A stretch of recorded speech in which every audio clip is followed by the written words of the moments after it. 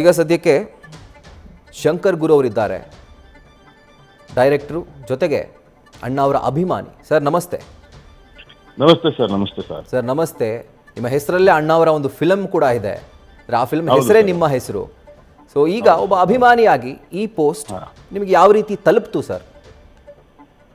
Sir ನನಗೆ ವಿಷಯ ನೋಡಿದಾಗ ಬೇಜಾರಾಯಿತು. ಆಮೇಲೆ ಇಲ್ಲಿ ಸಮಾಜದಲ್ಲಿ ಹೋರಾಟ ಮಾಡೋಕ್ಕೆ, ತಿದ್ದಕ್ಕೆ ತುಂಬ ವಿಷಯಗಳಿದ್ದಾವೆ ಆಯಿತಾ. ಕನ್ನಡದ ಅತ್ಯುತ್ತಮ ದಿಗ್ಗಜ ನಟ, ಆಧಾರ ಸ್ತಂಭ, ಬೇಸ್ಮೆಂಟು, ದೊಡ್ಡವ್ರ ಬಗ್ಗೆ, ಅಣ್ಣವ್ರ ಬಗ್ಗೆ ಆಗಲಿ, ಡಾಕ್ಟರ್ ವಿಷ್ಣುವ್ರ ಬಗ್ಗೆ ಆಗಲಿ, ಡಾಕ್ಟರ್ ಅಂಬರೀಷ್ ಬಗ್ಗೆ ಆಗಲಿ ಮಾತಾಡಬೇಕಾದ್ರೆ ಅವರ ಸಾಧನೆ, ಅವ್ರು ನಡೆದು ಬಂದ ರೀತಿ, ಅವ್ರ ಕೊಡುಗೆ ಎಲ್ಲ ಸ್ಮರಣೆ ಮಾಡಬೇಕು. ಕನ್ನಡ ಚಿತ್ರರಂಗ ಒಂದು ಕಾಲದಲ್ಲಿ ಚೆನ್ನೈ, ಹೈದರಾಬಾದ್ ಅಂತ ಇದ್ದಾಗ ವಲಸೆ ಹೋಗ್ಬೇಕಾಗಿತ್ತು ಶೂಟಿಂಗ್ ಮಾಡೋಕ್ಕೆ.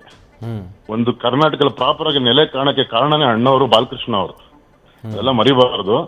ಬಾಲಕೃಷ್ಣ ಅವ್ರಿಗೆ ಯಾವ ಜಾಗ ಕೊಟ್ಟರು ಗೌರ್ಮೆಂಟ್ ಅನ್ನೋದನ್ನು ಮಾತಾಡ್ತಾರೆ ಅಲ್ವಾ.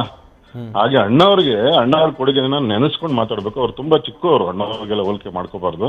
ಅವ್ರ ಬಗ್ಗೆ ಮಾತಾಡಿ ದೊಡ್ಡವರಾಗಬೇಕು ಅಂತಿದ್ರೆ ಸಿನಿಮಾ ರಂಗದಲ್ಲಿ ಬೆಳೆದು ತೋರಿಸ್ಲಿ. ಅವರು ಒಳ್ಳೊಳ್ಳೆ ಚಿತ್ರಗಳನ್ನ ಮಾಡಲಿ, ನಿರ್ಮಾಣ ಮಾಡಲಿ, ಅಭಿನಯ ಮಾಡಲಿ, ದೇವರು ಒಳ್ಳೇದು ಮಾಡಲಿ ಅಂತ ಹೇಳಕ್ ಇಷ್ಟಪಡ್ತೀನಿ sir. Right sir, thank you so much sir, News First ಜೊತೆ ಮಾತಾಡಿದ್ದಕ್ಕೆ. Thank you. ನ್ಯೂಸ್ ಫಸ್ಟ್, ನಿರ್ಭೀತಿಯಿಂದ ನಿಮ್ಮ ಪರವಾಗಿ.